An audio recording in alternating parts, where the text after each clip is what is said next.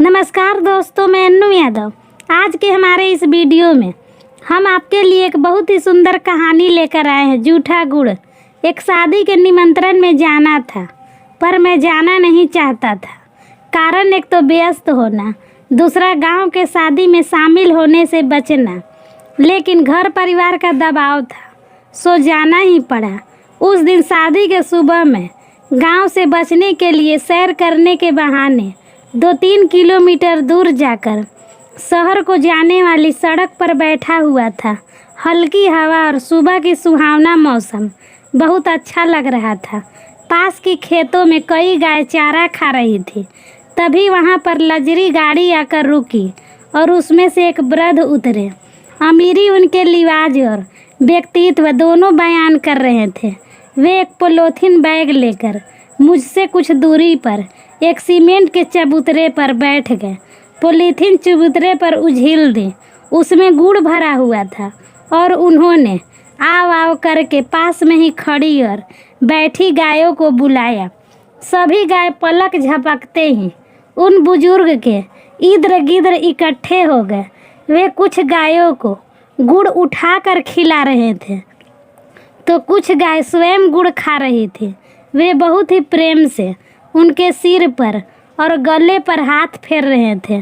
कुछ ही देर में गाय अधिकांश गुड़ खाकर चली गई। इसके बाद जो हुआ वे मैं जिंदगी में कभी नहीं भूल सकता। हुआ यूँ, गाय को गुड़ खाने के बाद जो गुड़ बच गया वे बुजुर्ग उन टुकड़ों को उठा उठा कर खाने लगे। मैं उनकी इस क्रिया से अचंभित हुआ, पर उन्होंने बिना किसी परवाह के कई टुकड़े खाए और अपनी गाड़ी की ओर चल पड़े।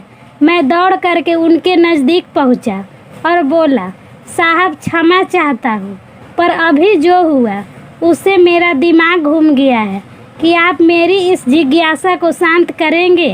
आप इतने अमीर होकर भी गाय का जूठा गुड़ क्यों खा रहे हैं? उनके चेहरे पर अब एक हल्के से मुस्कान उभरी। उन्होंने कार का गेट वापस बंद करा और मेरे कंधे पर हाथ रखकर वापस सीमेंट के चबूतरे पर आ बैठे और बोले, बेटा तुम जो ये गुड़ देख रहे हो, जूठे टुकड़े देख रहे हो, मुझे इनसे स्वादिष्ट आज तक कुछ नहीं लगा।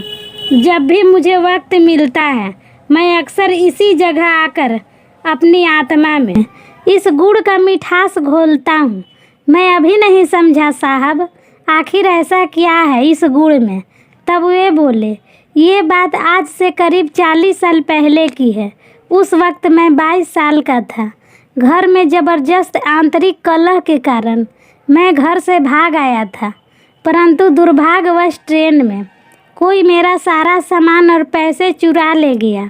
इस अजनबे से छोटे शहर में मेरा कोई नहीं था। भीष्म गर्मी में खाली जेब के साथ 4 दिन भूखे रहकर इधर से उधर भटकता रहा और शाम को भूख मुझे निगलने को आतुर थी। तब इसी जगह ऐसी ही एक गाय को एक महानुभाव गुड़ डालकर चले गए।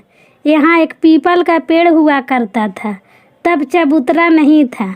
मैं उसी पेड़ के जड़ पर बैठा हुआ भूख से बेहाल हो रहा था। मैंने देखा गाय ने गुड़ छुआ तक नहीं और उठकर वहाँ से चली गई। मैं कुछ देर सोचता रहा, फिर मैंने सारा गुड़ उठाकर खा लिया। मेरे मृत प्राय आत्मा में प्राण से आ गए। मैं उसी पेड़ के जड़ में रात भर पड़ा रहा। सुबह जब मेरी आंखें खुली तो काफ़ी रोशनी हो चुकी थी। किसी काम के तलाश में फिर सारा दिन भटकता रहा, पर दुर्भाग्य मेरा पीछा नहीं छोड़ रहा था। एक और थकान भरे दिन में मुझे वापस उसी जगह निराश, भूखा और खाली हाथ लौट गया। शाम ढल रही थी। कल और आज में कुछ भी तो नहीं बदला था। वही पीपल, वही भूख, वही मैं और वही गाय। कुछ ही देर में वहाँ वही कल वाले सज्जन आए और कुछ गुड़ के डलिया गाय को डालकर चल दिए। गाय उठी, बिना गुड़ खाए चली गई।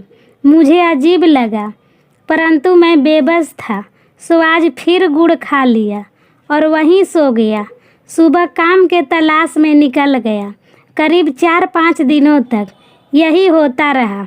सुबह काम तलाशने निकल जाता और शाम को अपने दुर्भाग्य के साथ वापस उसी पीपल के नीचे आकर बैठ जाता।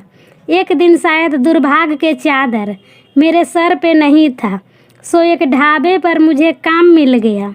कुछ दिन बाद जब मालिक ने मुझे पहला पगार दी तो मैंने 1 किलो गुड़ खरीदा और फिर 7 किलोमीटर पैदल पैदल चलकर इसी पीपल के पेड़ के नीचे आया। इधर से उधर नज़र दौड़ाई तो गाय भी दिख गई। मैंने सारा गुड़ उस गाय को डाल दिया। इस बार मैं अपने जीवन में सबसे ज़्यादा चौंक गया, क्योंकि गाय सारा गुड़ खा गई, जिसका मतलब साफ कि गाय ने उन दिनों जानबूझकर मेरे लिए वे गुड़ छोड़ दिया था। मेरा हृदय भर उठा उस ममता में। स्वरूप की ममता देख करके मैं रोता हुआ वापस ढाबे पर पहुंचा और बहुत सोचता रहा। फिर एक दिन मुझे एक फन में नौकरी भी मिल गई। दिन पर दिन मैं उन्नति और तरक्की के शिखर चढ़ता गया। शादी हुई, बच्चे हुए। आज मैं खुद की 5 फर्मों का मालिक हूँ। जीवन की इस लंबी यात्रा में मैंने कभी भी उस गाय माता को नहीं भुलाया। मैं अक्सर यहाँ आता हूँ और इन गायों को गुड़ डालकर इनका जूठा गुड़ खाता हूँ। मैं लाख रुपए गौशाला में चंदा भी देता हूँ। मुझे यहाँ आना बहुत अच्छा लगता है। मन की शांति यहीं आकर मिटती है।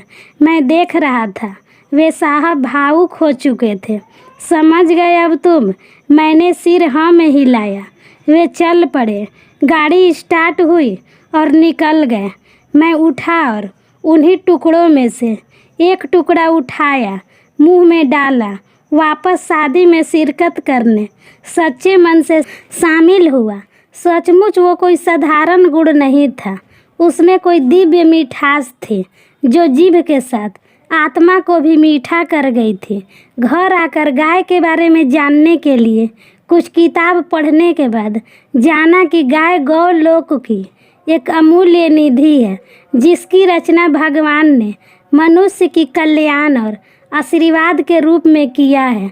इस पृथ्वी पर गौ माता मनुष्य के लिए भगवान का प्रसाद है। तो दोस्तों, कैसी लगी आपको हमारी आज की कहानी? कमेंट बॉक्स में लिख कर ज़रूर भेजिएगा। वीडियो पसंद आए तो चैनल को लाइक और सब्सक्राइब करना ना भूलें। वीडियो देखने के लिए धन्यवाद देती हूँ। खुश रहिए, मस्त रहिए, आपका दिन शुभ हो।